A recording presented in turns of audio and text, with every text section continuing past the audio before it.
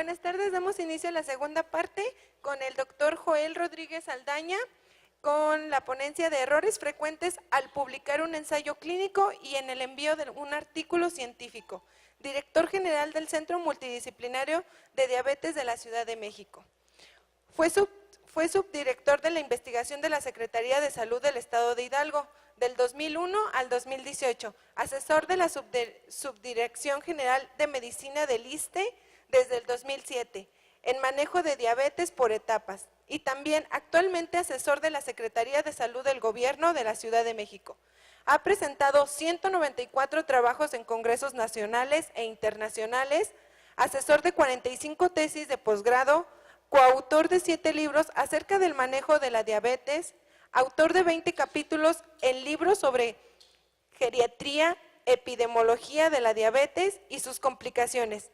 Ha publicado 20 artículos y 141 resúmenes en revistas nacionales y extranjeras. Revisor en la revista Diabetes Care, Salud Pública de México y Geroltolic Medical Science. Bienvenido. Gracias. Muchas gracias.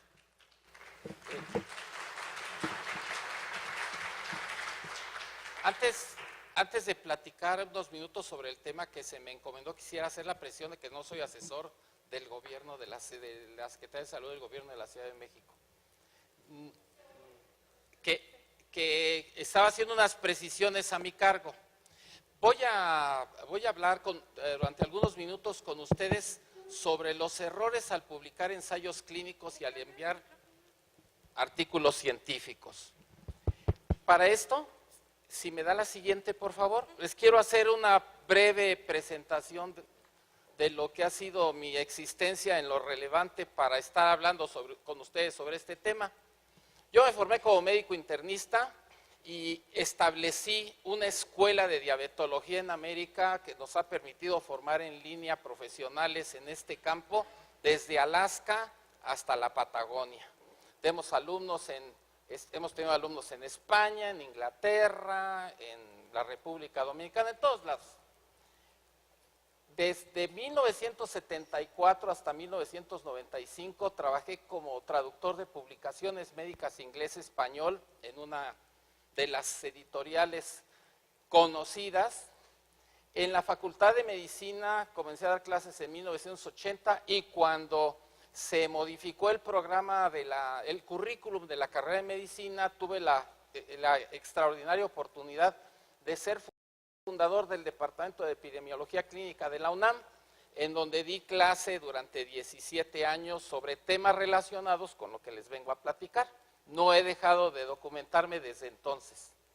De 1985 al 95 me dediqué a las tareas de la edición médica en todos los aspectos. Me tocó ser pionero en la edición médica y trabajar con Pastop, con métodos muy rudimentarios para armar libros y revistas. Y en ese año, la empresa en la que yo estuve estaba encargada de publicar aproximadamente 40 revistas mexicanas. Me tocó estar a cargo de apoyar en la redacción de la revista Salud Pública en México, de ver nacer revistas como la de la Academia de Cirugía, como el Boletín del Hospital Infantil de México, la revista de la Facultad de Medicina de la UNAM. Aprendimos mucho. En el 2003 establecí una empresa que se llama Resultados Médicos, que entre sus actividades tiene una unidad de investigación farmacoclínica.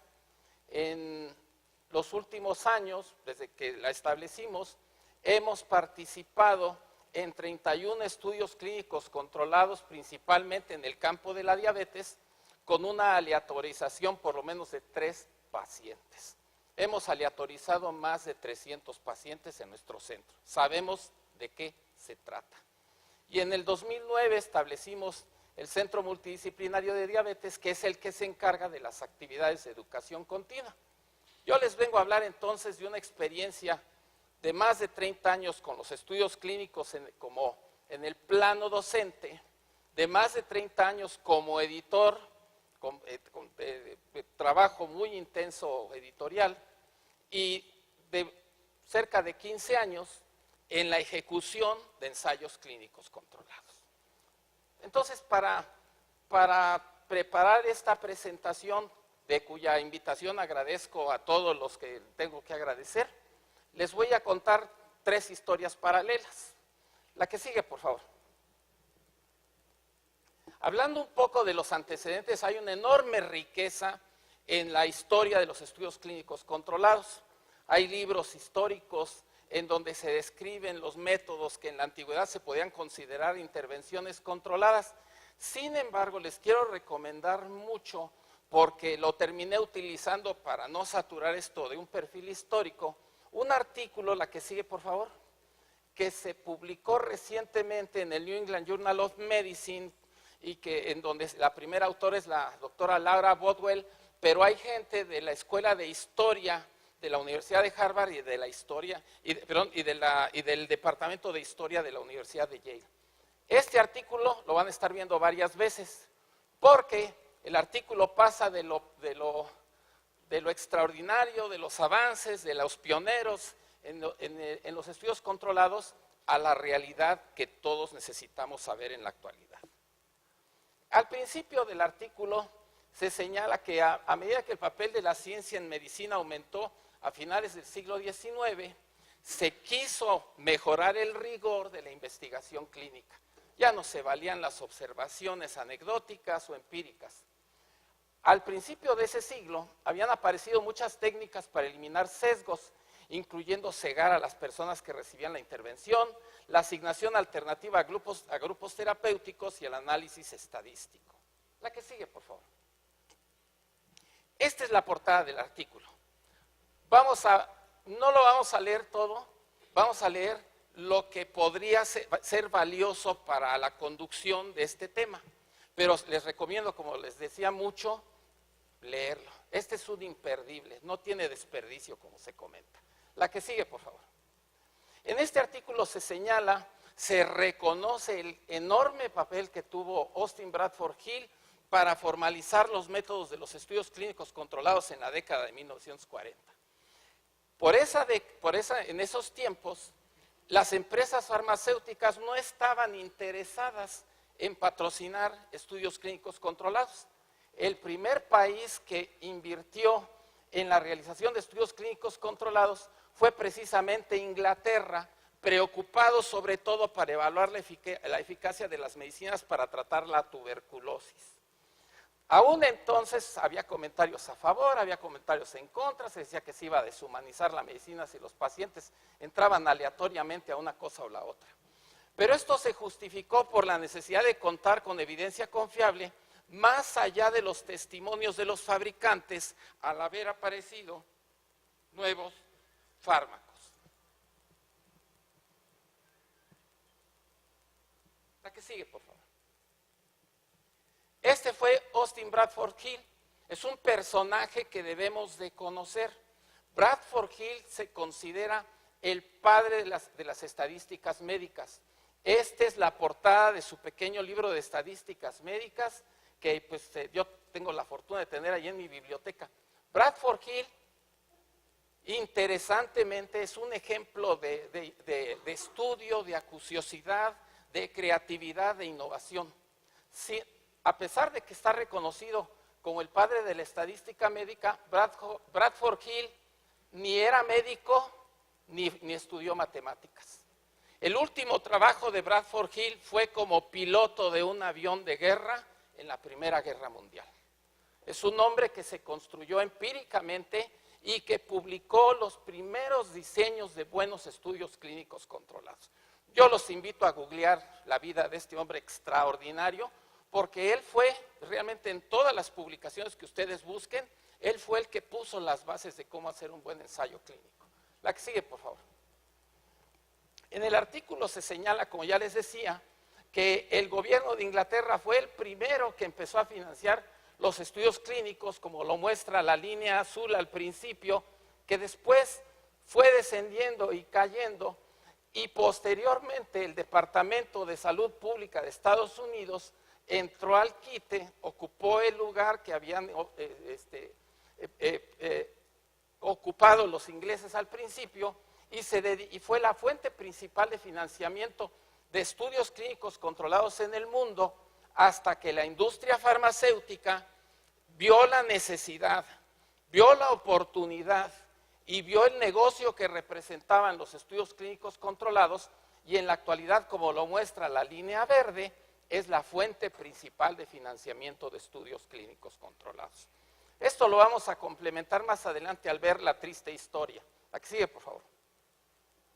Entonces, otros países como Estados Unidos, Japón, Alemania se unieron al Consejo de Investigación Médica de Inglaterra para apoyar esos estudios, y fuera de los gobiernos, la industria prefería publicar las opiniones de expertos y los reportes de casos.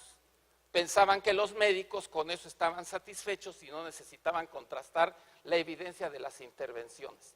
Sin embargo, en 1961 ocurrió una tragedia mundial que fue el caso de la talidomida en Sudamérica, y que obligó a crear una enmienda en las leyes de Estados Unidos en donde se señalaba que la eficacia de nuevos fármacos debía estar respaldada por investigaciones suficientes y bien controladas.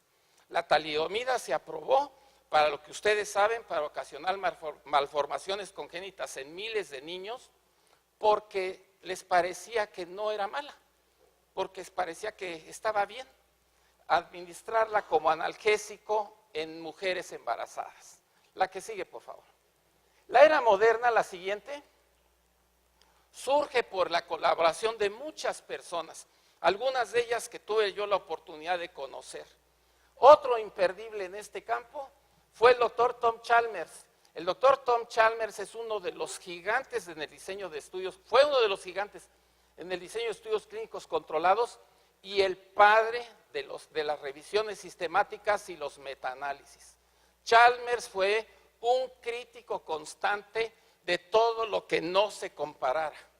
Y era leyenda que cuando la gente lo saludaba en la calle, algún amigo le decía, oye, ¿y cómo está tu esposa? La respuesta era, ¿comparada con qué?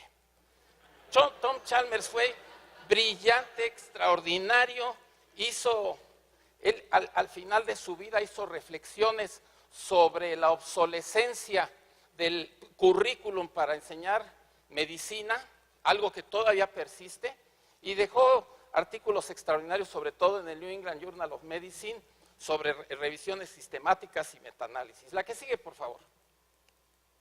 En 1970, la FDA interpretó la enmienda que les comenté para indicar que la aprobación de nuevos fármacos requería estudios clínicos controlados. Eso convirtió a Estados Unidos en el líder mundial en esta clase de estudios. De allí surgió la implementación en Europa, Japón y otros países. Se crearon los estándares internacionales de investigación clínica para sistematizarlos. Los epidemiólogos clínicos nombraron a los estudios clínicos controlados el estándar de oro del conocimiento médico, y en esa situación surge en 1992 la medicina basada en evidencia. A mí me dio mucho gusto estar en el Departamento de Epidemiología Clínica de la UNAM desde 1985, porque ya veíamos venir la medicina basada en evidencia. La medicina basada en evidencia surgió sobre todo del trabajo de un grupo de acuciosos y brillantes médicos en Canadá, en la Universidad de McMaster, dirigidos por el doctor Daniel Sackett. La primera edición del libro de epidemiología clínica editada por ellos es imperdible, y allí se muestra en el prólogo el motivo para que existiera la medicina basada en evidencia. Uno de los autores, Brian Haynes, experto en estudios de adherencia al tratamiento, señala en el prefacio que él se dio cuenta desde que era estudiante que era necesario que hubiera manera de demostrar lo que los médicos hacían, porque un día fue a una clase de psiquiatría en donde el doctor les explicó las teorías de Freud. Cuando terminó el doctor de hablar, le dijo, oiga, ¿y dónde se ha demostrado todo eso? Y el doctor le contestó, no se ha demostrado en ninguna parte. De hecho, yo ni creo en eso, pero tenía que dar esta clase. Entonces, había que hacer algo. Entonces, la industria se convierte en líder en estudios clínicos controlados. La que sigue, por favor. La medicina basada en evidencias, en síntesis, porque hay muchísima información, es el uso racional explícito y consciente de las mejores evidencias para tomar decisiones relacionadas con el cuidado de los pacientes. La medicina basada en evidencia se basa, valga la redundancia, en los preceptos de un doctor que se llamó Archie Cochrane, que dijo que la única manera de recomendarle algo a una persona tenía que estar basada en un estudio clínico controlado. Por eso es que la colaboración Cochrane en el mundo se llama así, en honor del doctor Cochrane de Inglaterra. La que sigue, por favor. Y esta medicina basada en evidencias tomó las categorías de evidencia que el grupo de trabajo del examen médico periódico de Canadá había planteado en 1979 para calificar la calidad de la evidencia que nosotros utilizamos en el mundo real. Primera categoría, la evidencia obtenida por lo menos en un buen estudio clínico controlado. Segunda categoría, la que se obtiene en estudios de corte. Segunda, la evidencia que se obtiene en comparaciones de tiempo o lugar aún sin la intervención. Y en último lugar, las opiniones de expertos o los estudios descriptivos que se utilizaban antes del crecimiento de los estudios controlados. La que sigue, por favor. Cambiaron las cosas y el liderazgo en la realización de estudios clínicos controlados cambió a que en la actualidad muchas naciones comparten las realizaciones de este tipo de intervenciones. La que sigue, por favor. Y aquí quiero presentarles también a otra distinguida personalidad que tuve la oportunidad de conocer en una época en la que cada año se hacía un curso de enfermedades del hígado en el Instituto Nacional de Nutrición.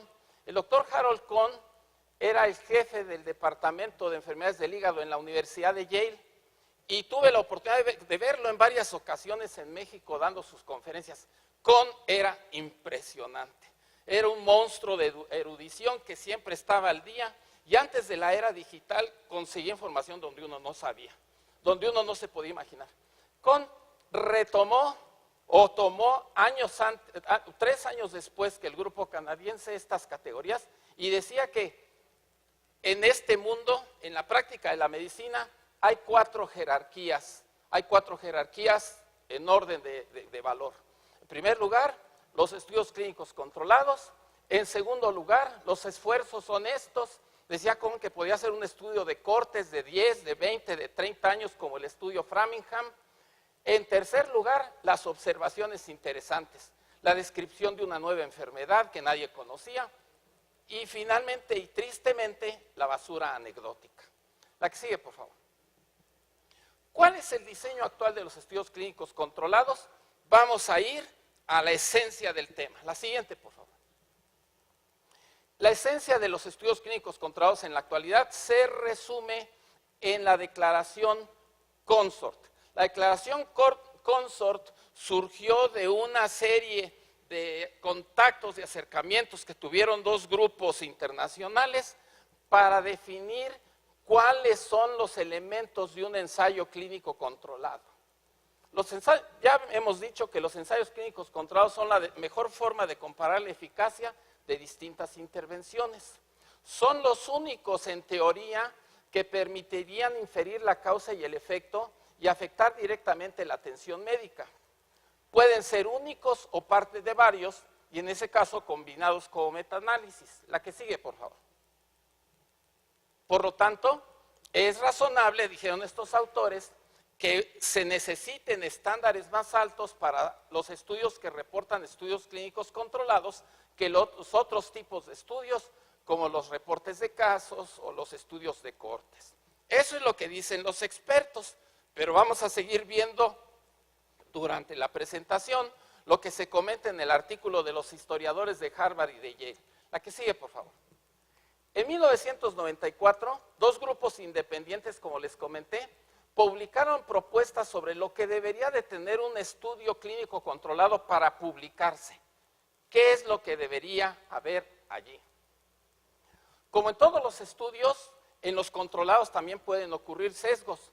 Y como vamos a ver hoy, tristemente y trágicamente, los estudios clínicos controlados tienen sesgos por la principal fuente de financiamiento que existe en la actualidad, que es la industria farmacéutica.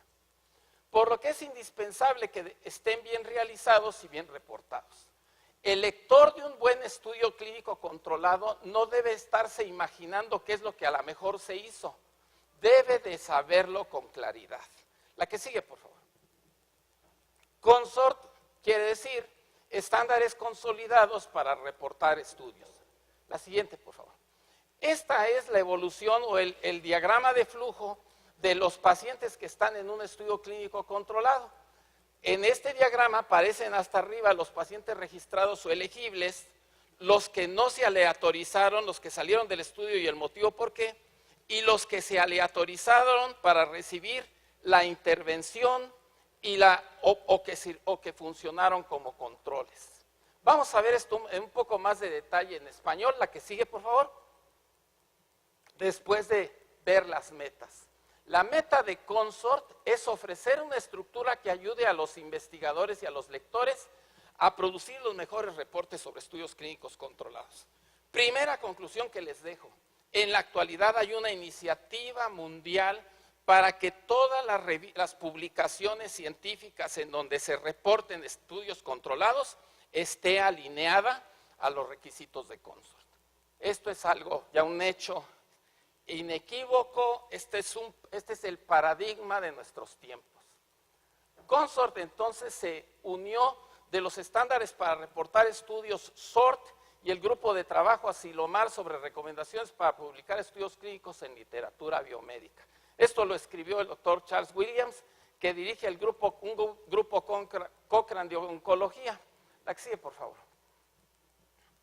El objetivo principal entonces es declarar con claridad y en forma coherente los estándares básicos para ejecutar y reportar esta clase de estudios, para evitar sesgos, para que la hipótesis esté claramente plasmada, para que se describa la muestra que se estudió, para que se describa el proceso en el que las personas fueron asignadas en forma aleatoria a la intervención o como controles, para contabilizar a los pacientes que terminaron el estudio y la descripción de los resultados. La que sigue, por favor.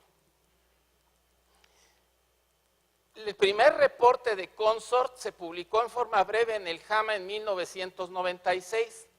En el 2001 se hizo una revisión en donde se modificaron, se añadieron subíndices a los requisitos que estaban plasmados. La que sigue, por favor.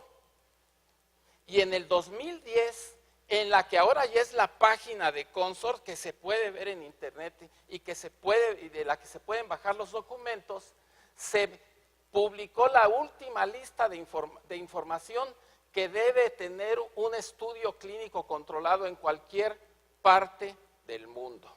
Voy a revisar rápidamente la lista y voy a dejar al final, desafortunadamente en inglés, esta lista para que los que quieran la puedan reproducir.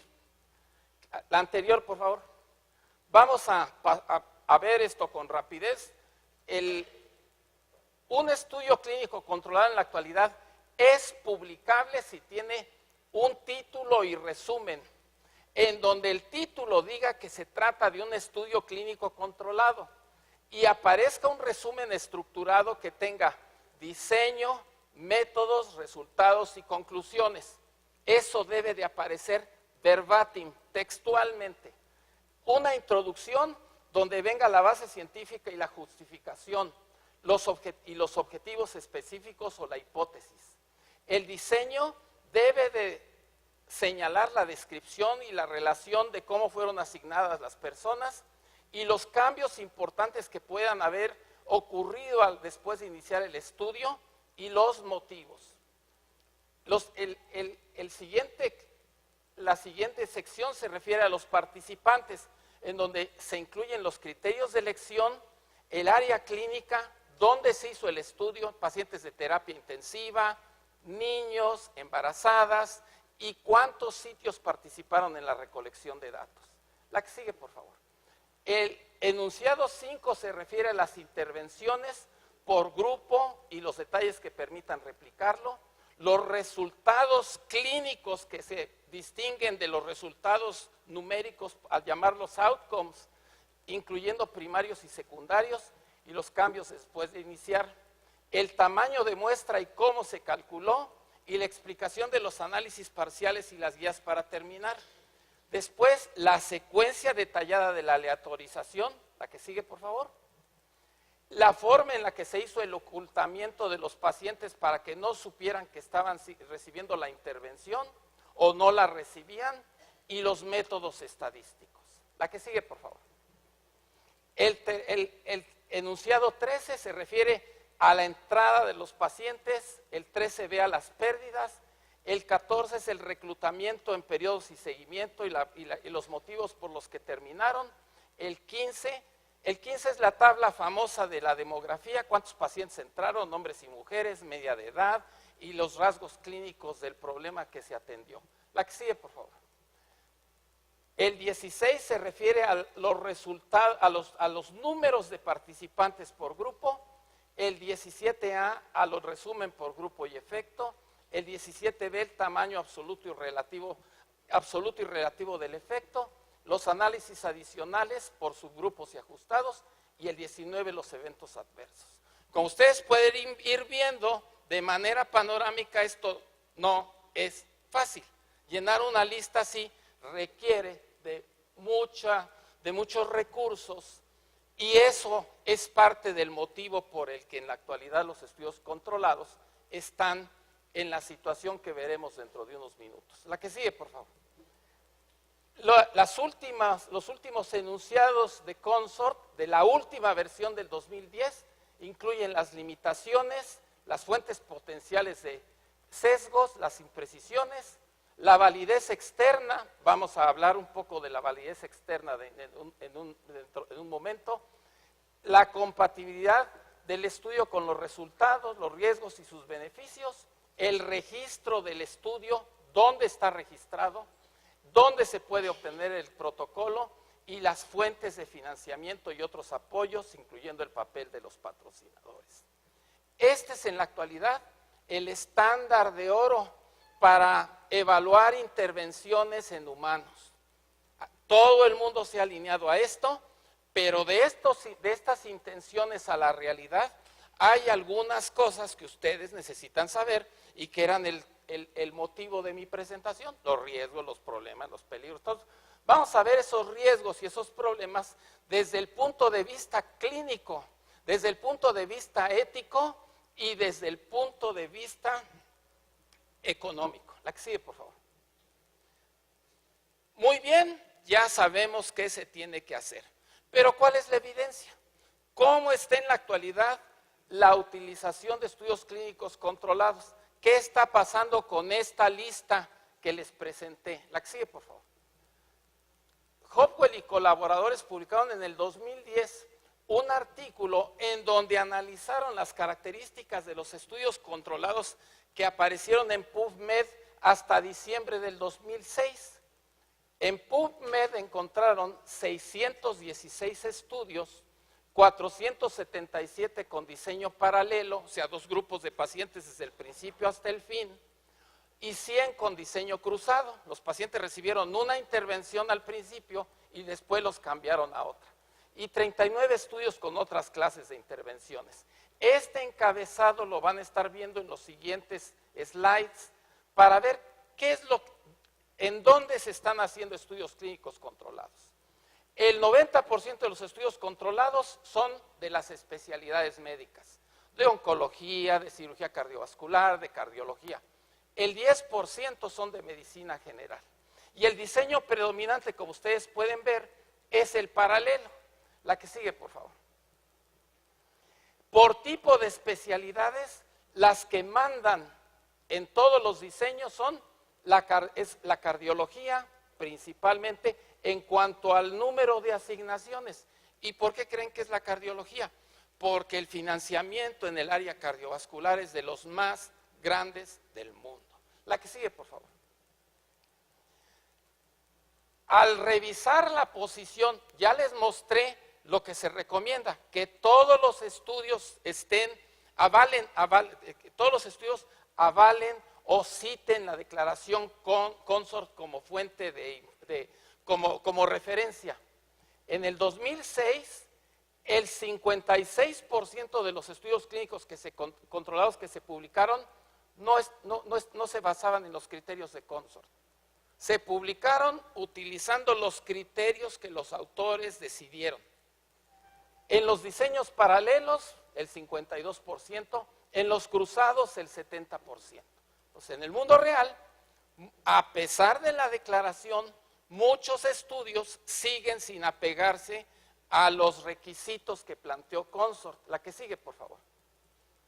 Hablando de intervenciones, las más frecuentes se refieren a fármacos, posteriormente a cirugías o procedimientos, más adelante a estudios sobre cambios en el estilo de vida y finalmente al uso de equipos o dispositivos. Los fármacos, el estudio de fármacos domina el campo de los estudios controlados. La que sigue, por favor. Después de esto, los autores analizaron el contenido del artículo para ver si cumplía con lo que se planteaba en Consort. Y nada más les quiero mostrar el primer requisito que solicita Consort para que un estudio clínico se considere controlado, como les dije hace rato, es que en el título diga que así es, que diga estudio clínico controlado. El 67% de los estudios no dicen eso. Se infiere, se tiene que deducir, se tiene que adivinar que los estudios son así. Hay graves huecos en la descripción de los estudios. ¿A qué sigue, por favor? En cuanto a los demás requisitos que les mostré en la lista, como la anotación del tamaño de muestra, el 56% no lo tuvieron. El método de aleatorización no aparece en el 66%. La siguiente, por favor. El ocultamiento de los pacientes no se describe en el 75% de los estudios. Y la descripción de procedimientos para cegar la asignación sí es más frecuente que no. La que sigue, por favor. En cuanto a los demás enunciados, como podemos observar, sigue habiendo una dispersión de lo que se señala. El diagrama de flujo que les mostré al principio no aparece en el 72% de los estudios. La que sigue, por favor. La pérdida de los pacientes al seguimiento se hace en la mayor parte de los casos, pero el análisis de los pacientes que no terminaron el estudio y que entraron a análisis de intención para tratar es del 69%. La que sigue, por favor. Finalmente, el 91% de los estudios no están registrados, no se sabe dónde están, no se pueden conseguir. Y el protocolo del estudio no se puede obtener en el 99% de los casos. Esta es la historia de los estudios controlados. Entonces, las propuestas de Consort todavía están muy alejadas de la realidad. Y vamos a ver un par de ejemplos más que lo sustentan. La que sigue, por favor. Patrocinio únicamente de la industria, el 17% de los casos, parcialmente de la industria, el 11%, no de la industria, 32%, y en el 38% de los casos no se dice quién los patrocinó. ¿Y eso a qué se presta?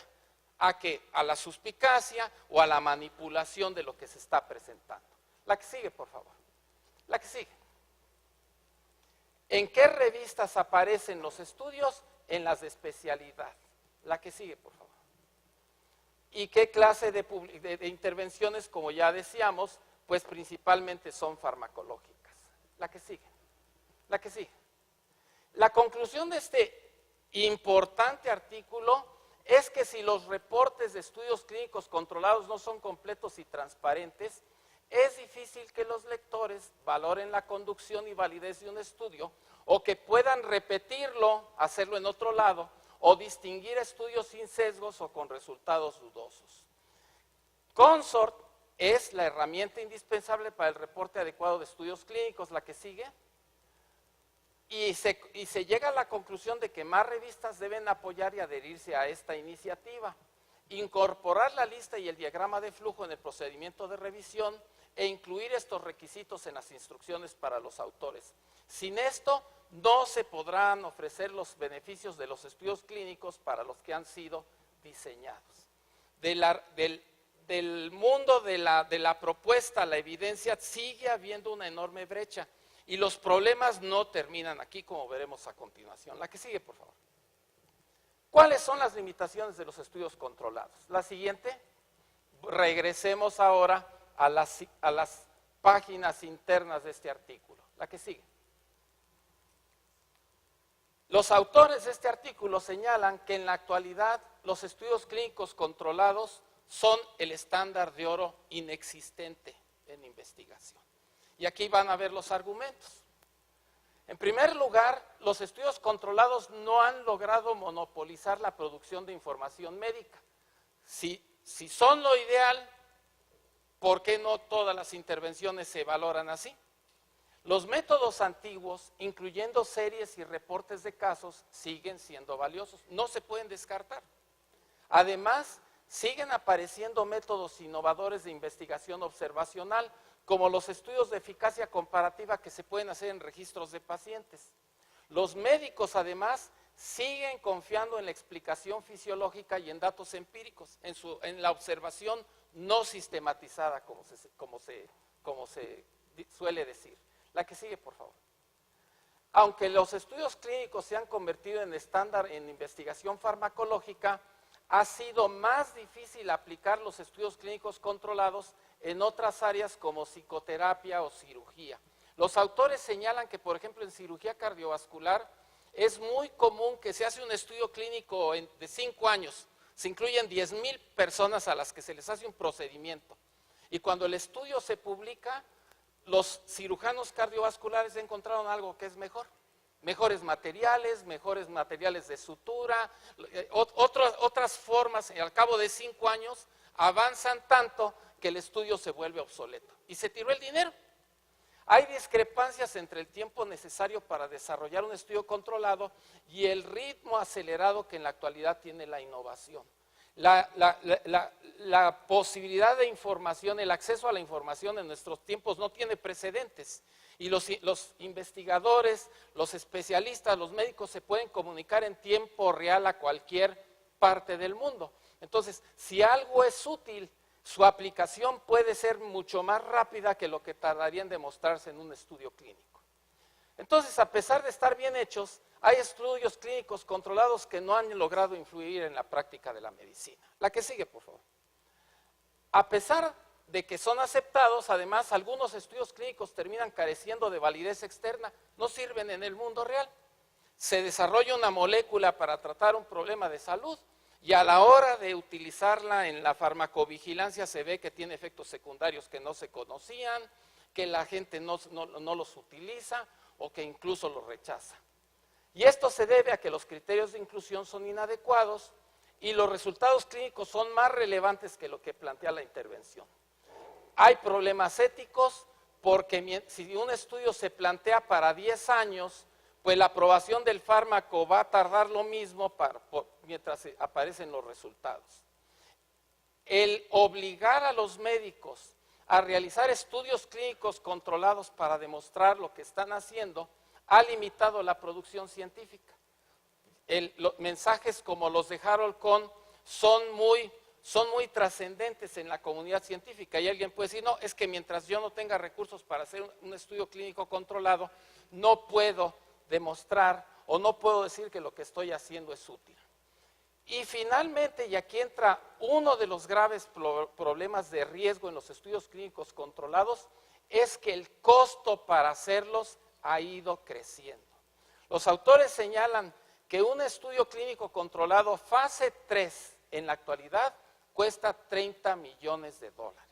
Para poder hacer una intervención fase 3 se necesita ese dinero.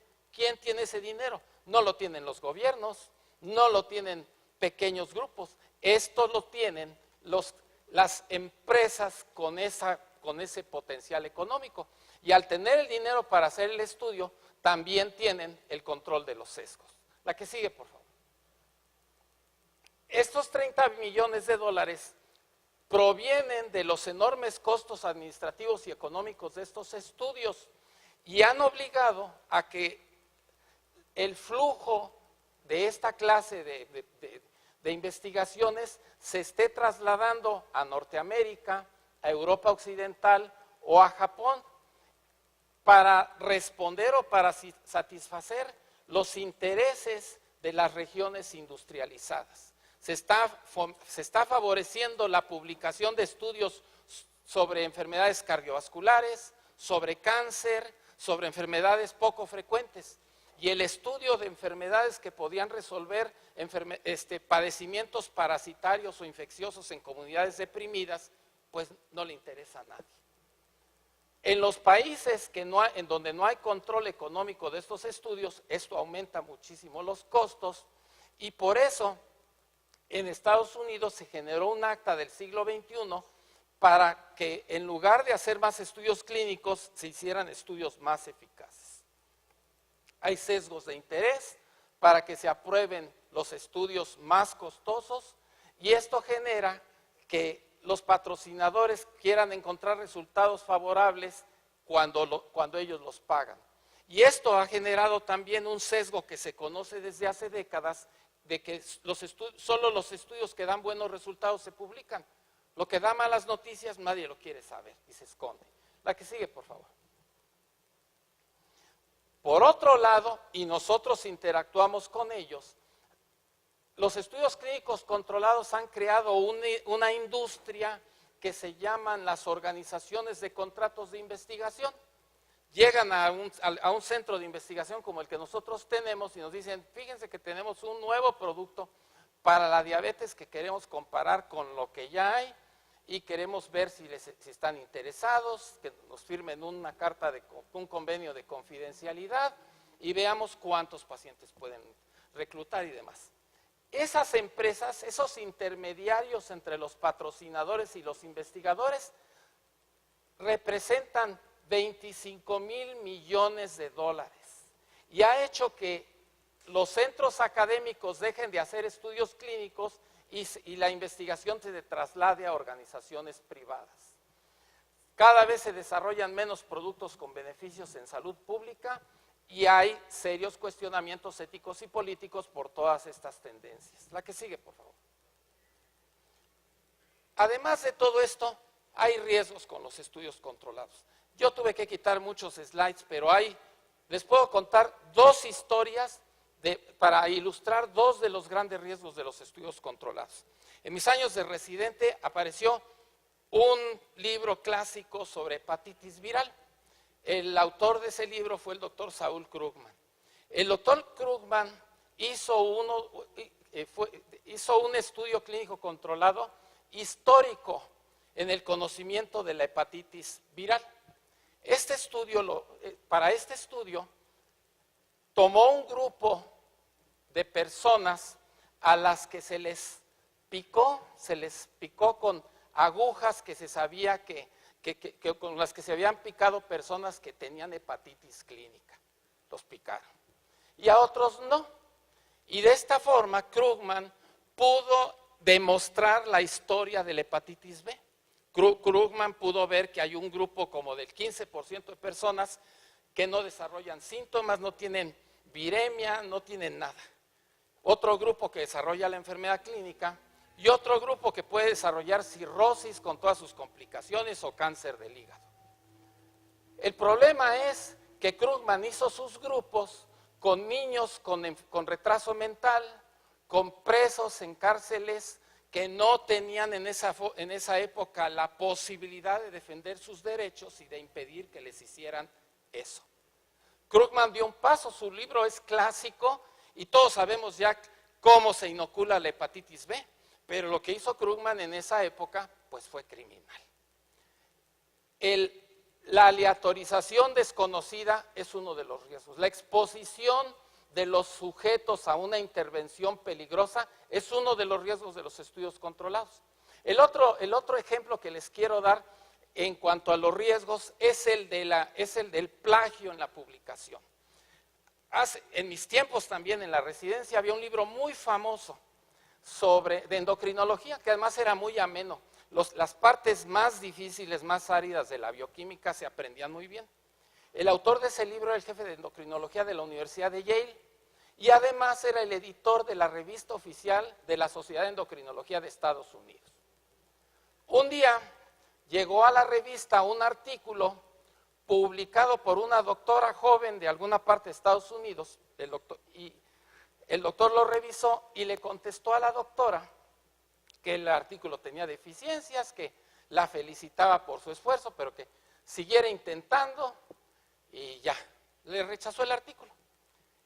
Por desgracia para el doctor Philip Felig, el esposo de la doctora era su principal fan. El esposo adoraba el trabajo de la doctora y era un ávido lector de los temas del campo profesional de su esposa. Meses después, al estar revisando la revista de la Sociedad de Endocrinología de Estados Unidos, se encontró un estudio y a la hora de leerlo se dio cuenta de que era el trabajo de su esposa. Bajo la autoría del doctor Felig. Entonces se quejaron, fueron a la Sociedad de Endocrinología, mandaron a hacer una auditoría y el día que llegaron a la universidad, al que se encontraron fue a un asistente hindú del doctor que estaba muerto de miedo. Para no hacer el cuento largo, al doctor le demostraron muchos casos de plagio, muchos casos en donde asumió la auditoría de cosas que no hizo y la historia terminó en que al doctor le dijeron que como era alumno emérito de la universidad, no lo iban a correr, pero que le iban a prohibir 3 cosas: que volviera a dar clase, que volviera a escribir y que volviera a ver pacientes.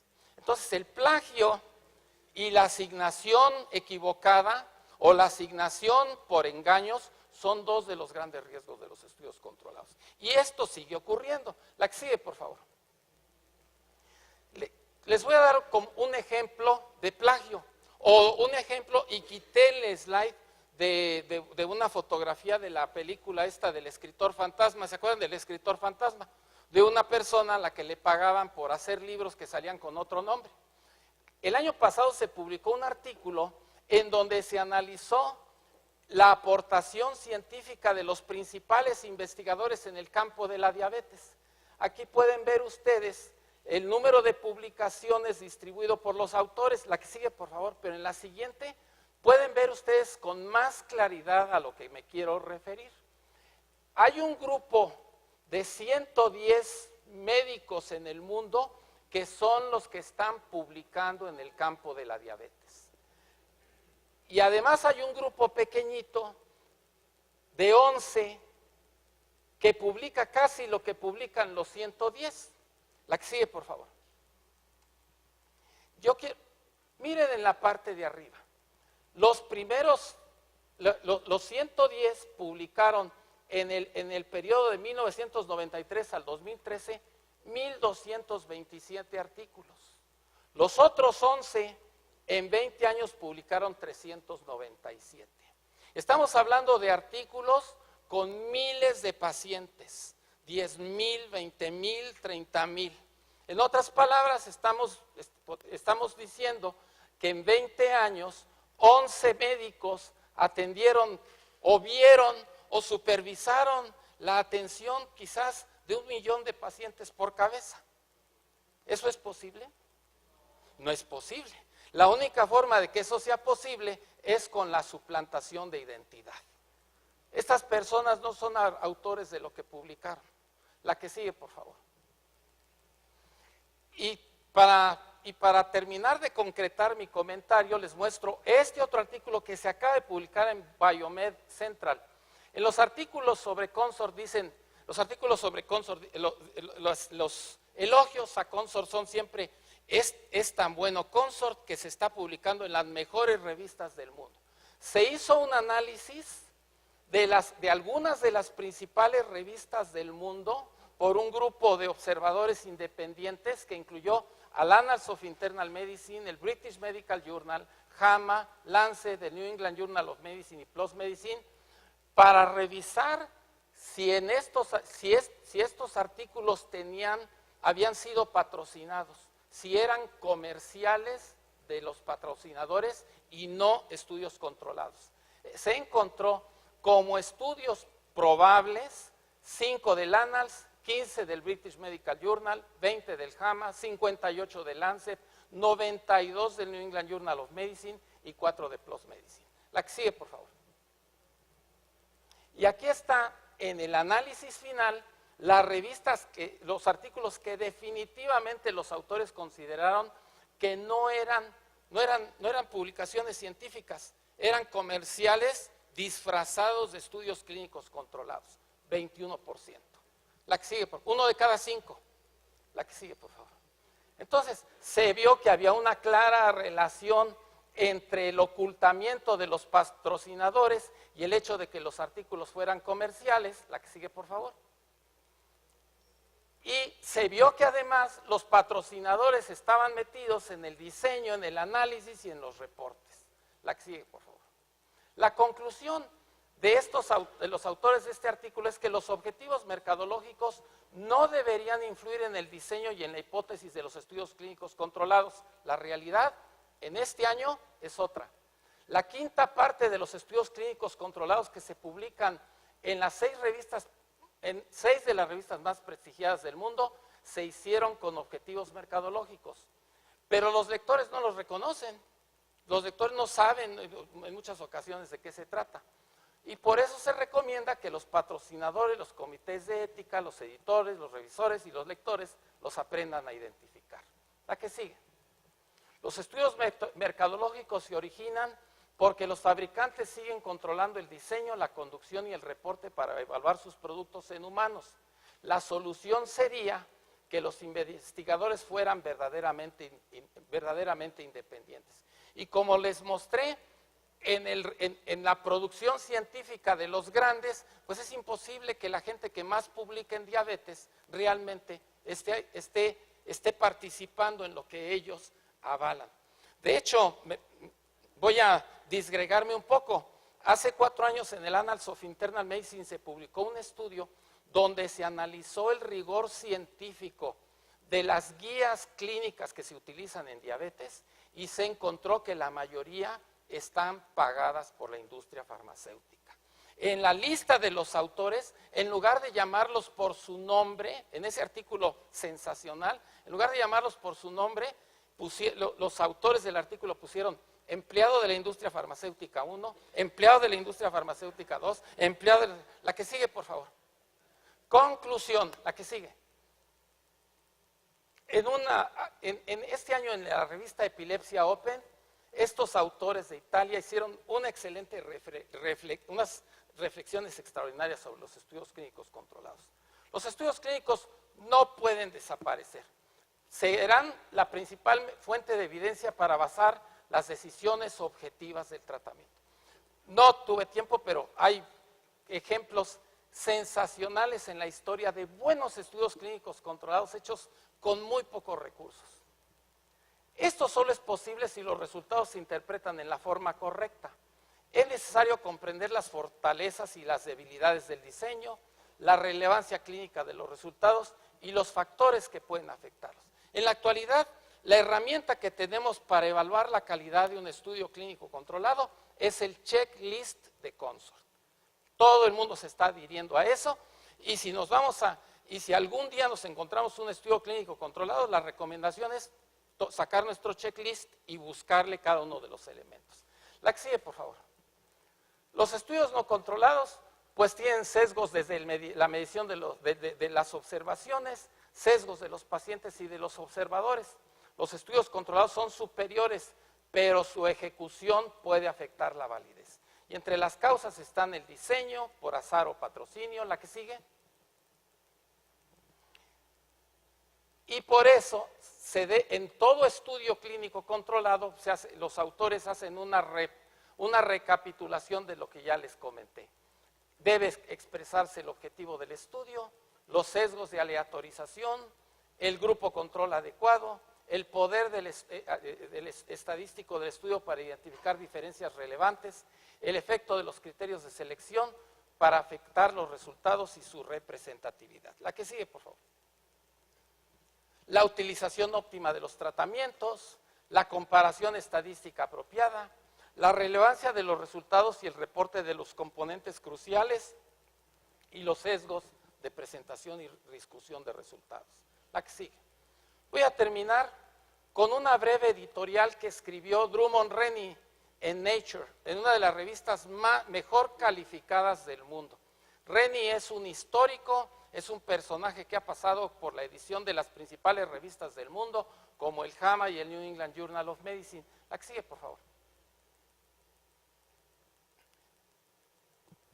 Rennie hace el comentario de que la revisión es una muestra de la capacidad de autocrítica científica. A menudo tiene sesgos y defectos porque todos los que participan aportan prejuicios, malentendidos y vacíos de conocimiento. El problema de la revisión es que a veces es corrupta, a veces es una farsa y una tentación al plagio.